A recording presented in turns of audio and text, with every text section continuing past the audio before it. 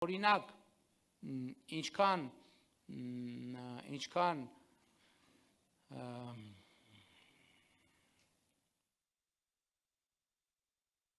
Ադրբեջանում օրինակ հնչում է Բասարգեչար անունը, այնքան Հայաստանում հնչում է Արցախ անունը կամ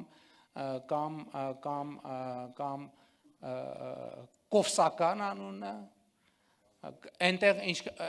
եւ այլն, եւ այնտեղ ինչքան հնչում է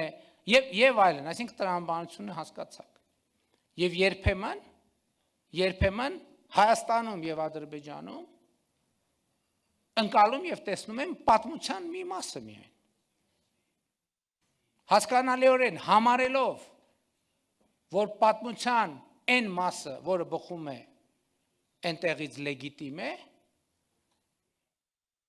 այսինքն ամեն կողմը